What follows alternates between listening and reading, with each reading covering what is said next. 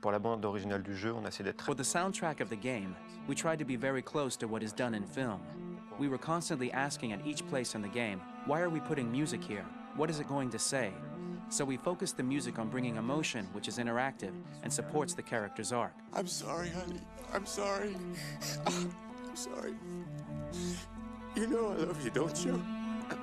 You know I love you. We make games that are very narrative. We're really into interactive drama, so the soundtrack also had to go in that direction, supporting the three characters' very different stories. We really wanted three colors, three musical sound identities, and from there, having three composers made sense, since the story of Kara, Marcus, and Connor are all completely different.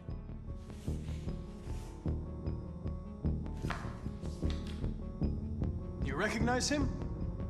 It's Carlos Ortiz. For Connor, we wanted a soundtrack that could be very cold and very mechanical, very machine-esque somehow. For Kara, we wanted a soundtrack that would be very moving and emotional. It was about the quest for identity, but it was also a journey about love and empathy. And for Marcus, we wanted something epic, something that would really represent the grand aspect of his quest. And we were very fortunate to find three incredibly talented composers, and working with them has been a dream, honestly.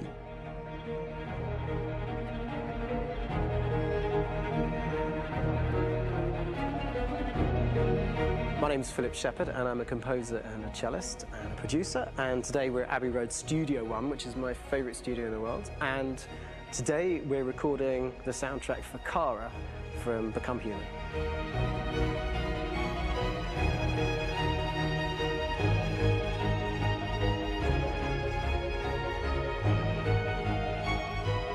So when I compose a big project, I often travel just to kind of get out, and get some fresh air and some inspiration.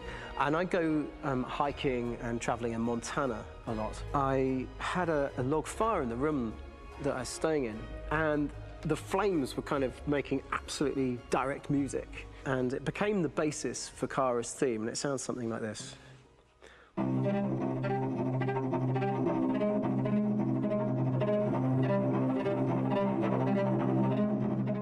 Now, over the top of that, I found a little theme that just seemed to fit over the top, which is taking Kara's name, Kara, and just using like a two-syllable motif, and it sounds like this. We're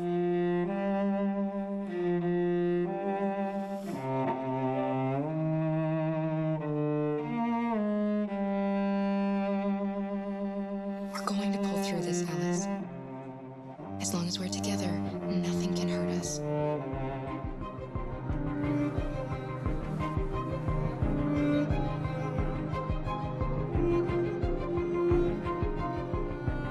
And all the time that's fitting over.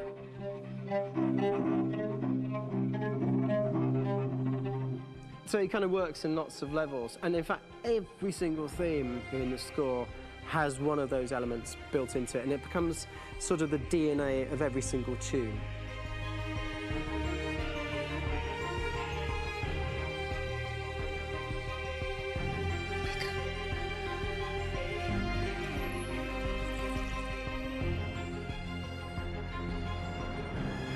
For me, writing this theme for Kara, I actually had to tap into what it feels like to be a father to daughters.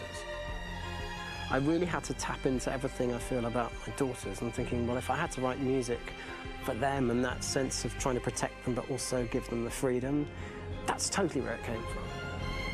Because each composer has been given the sort of narrative responsibility for very different characters, I haven't had to sort of go into other styles. I can actually be very loyal to this particular character and sort of hopefully encapsulate her. But it means also I've suddenly become very connected to this character. And if for some reason it goes to game over early, I'm going to be mortified, you know? They're over there! Starting a new project, for me personally, it's always finding the right tone, finding the right color, I like to call it. For me, it's finding that right texture that actually sits against picture really well. One of the biggest things is I created custom instruments for Connor.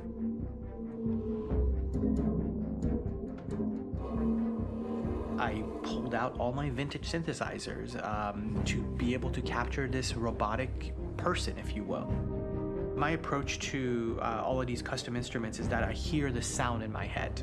And either I could just come into the piano and just be like, all right, so I'm gonna just get on the computer and just create it. I rather be able to play these instruments physically. Oh, that's nice. You can do this.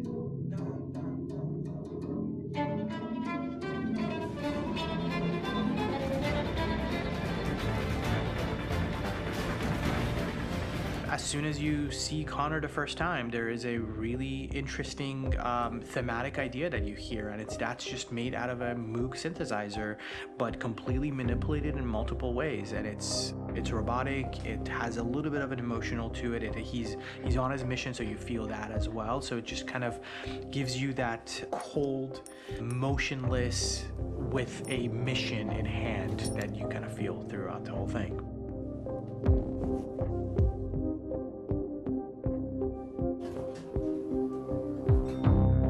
Because the music evolved, one of the things that I was very weary and I was very kind of focused on was the way that the music has to evolve. So my idea behind it was that Connor is a singular android that could at any point become a deviant or could actually stay as an android. So I created a more or less an Connor theme, and then I was able to just manipulate it in different aspects of it. Is everything okay, Lieutenant? Chris was on patrol last night. He was attacked by a bunch of deviants. I'm a human being writing for a robot, and throughout Connor's journey, he meets someone, he meets a partner. So how do you deal with a robot feeling? And I've met a partner that I'm gonna work with, or all of a sudden he sees a dead body. Does this robot have an imagination? Does this robot have a feeling? And if yes, how do you translate that into non-emotional music? So it basically at any point I was just like, I can't do this, and then I just do it. Property was damaged and fires continue to rage in several major districts across the city. Some people are asking, have androids become a threat to our security? When I first started really digging in on Marcus, the one thing that I really tried to capture was the transformation process. You know, Marcus is this android that evolves over the course of the game and really goes from kind of figuring out that he's more than just an android. You know, he's starting to develop kind of a human soul in a way. Try to imagine something that doesn't exist, something you've never seen. Now concentrate on how it makes you feel and let your hand drift across the canvas. The other side of Marcus that I really latched onto was that he almost became a savior for a lot of the other androids in the game. So when I started developing the theme for Marcus, I really made it like a church hymn.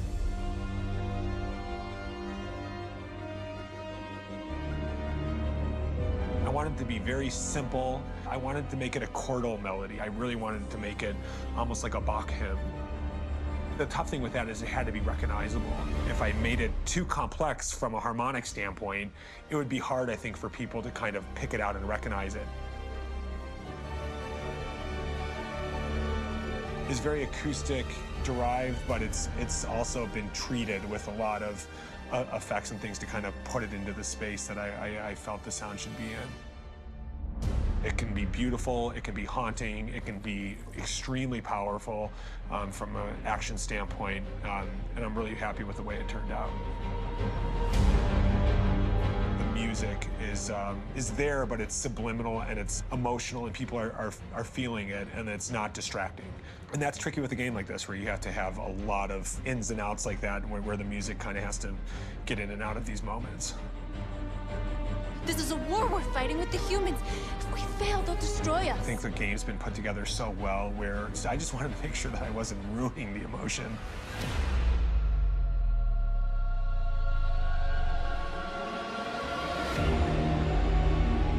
I gotta be honest, when we first started on this path, I said, oh man, this could be pretty messy, you know? I mean, it could feel disconnected and But I mean, it's amazing how they really guided us and got us to really kind of all be in the same world, but at the same time feeling completely different. So it's really going to stand out and kind of be one of those games where people are really going to notice the music and kind of how it was crafted, and and all the hard work that went into being able to pull it off in a graceful way.